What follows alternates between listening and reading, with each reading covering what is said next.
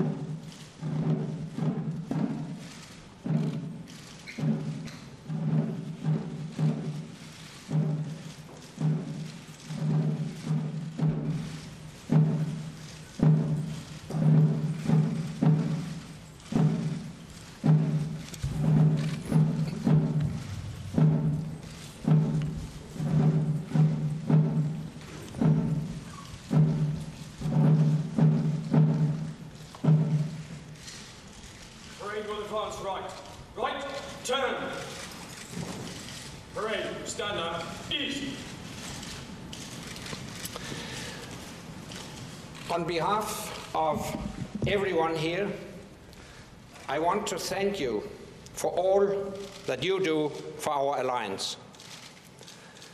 Our deepest sympathy goes to the families and loved ones of all those who have made the ultimate sacrifice, and to those who have been injured in the course of our common effort for peace. I would ask you all now to join me in a moment of silence to pay homage to all those who have fallen and to all those who have been injured in the service of our alliance. Brave, Trump!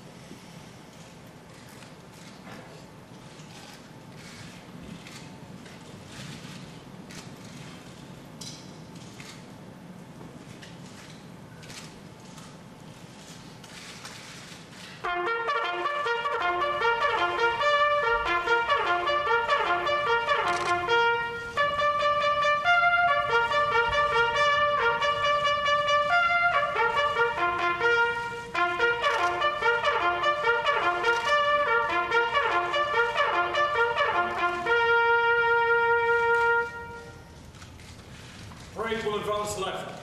Left, turn. By the left. Quick, march.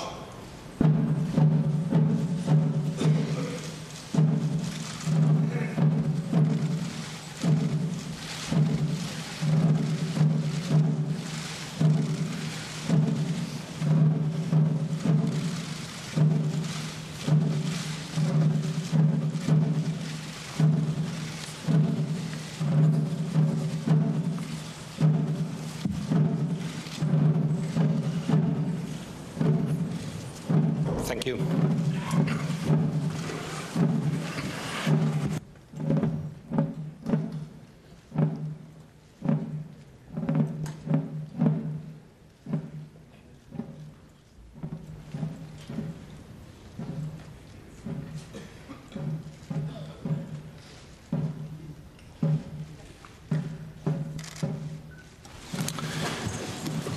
Excellencies, ladies and gentlemen, we have gathered here in Chicago for our 25th NATO Summit, and I can think of no better host city than Chicago, because, like NATO, Chicago draws together many cultures. It's diverse, dynamic, and determined. Many hundreds of thousands of people from Chicago, past and present, came from NATO countries in Europe and from Canada. So Chicago is the perfect place to renew our commitment to the vital bond between Europe and North America in the 21st century. To reaffirm our determination to defend our freedom and security and protect our shared values. Because in a fast-changing world, we remain each other's indispensable partners. Together, we will chart the course for our future engagement in Afghanistan.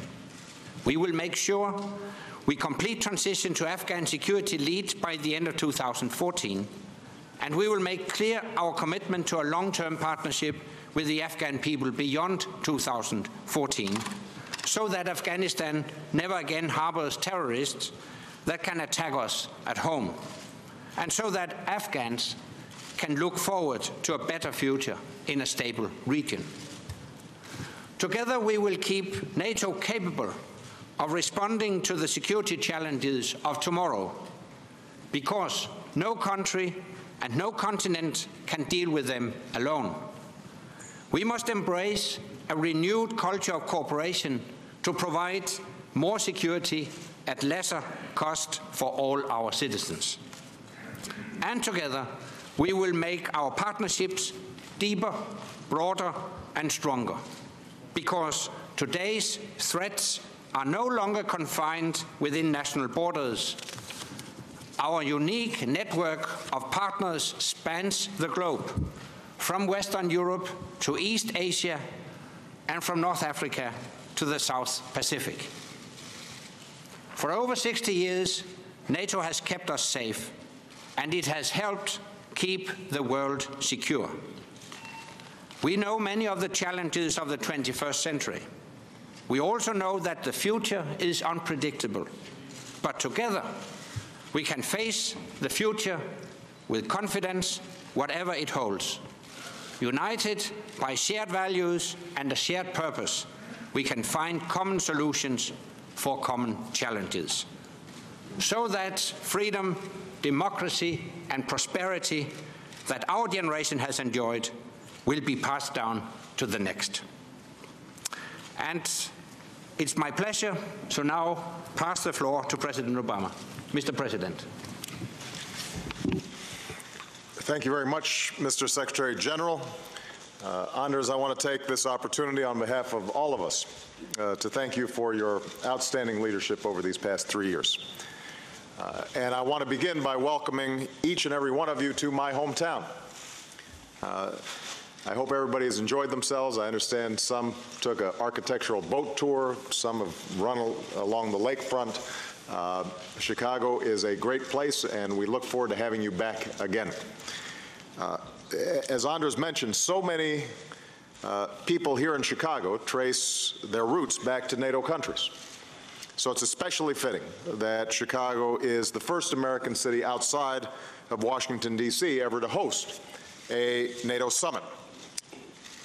Given the moment of silence we just observed, I also want to take the opportunity to salute Admiral Stavridis, General Abreu, General Allen, and all of our men and women who are serving in uniform on our behalf, and especially those who are serving today in Afghanistan. For over 65 years, our alliance has been the bedrock of our common security, our freedom, and our prosperity. And though the times may have changed, the fundamental reason for our alliance has not. Our nations are stronger and more prosperous when we stand together. In good times and in bad, our alliance has endured. In fact, it has thrived because we share an unbreakable commitment to the freedom and security of our citizens. We've seen this from the Cold War to the Balkans, from Afghanistan to Libya. And that's the spirit that we need to sustain here in Chicago, and with an alliance that is focused squarely on the future. When we last met in Lisbon, we agreed to a bold plan of action to revitalize the alliance and ensure that we have the tools that are required to confront a changing and uncertain strategic landscape. Here at this session, we can reaffirm our Article 5 commitment to our collective defense and to investing in the defense capabilities and new technologies that meet our collective security needs. In these difficult economic times, we can work together and pool our resources. NATO is a force multiplier.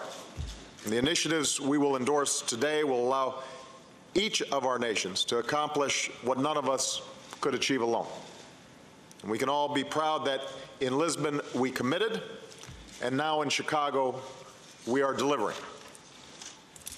Over the next 2 days we'll meet, first as allies and then with President Karzai and our international partners to chart the next phase of the transition in Afghanistan.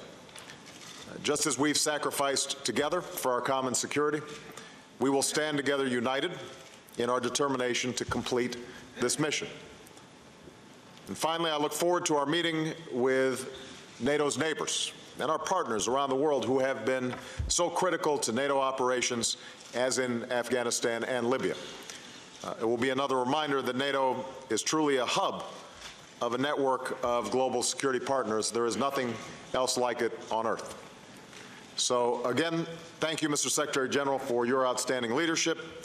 Thank you to all my fellow leaders and friends who are here. Welcome to Chicago. I'm confident that the next 2 days are going to help to sustain and strengthen the strongest and most successful alliance that the world has ever known. Thank you very much, President Obama, and let me take this opportunity to express on behalf of all allies our gratitude to you and all federal, state and local authorities for receiving us so warmly here in the magnificent city of Chicago. And I would now like to thank the media for having joined us this afternoon.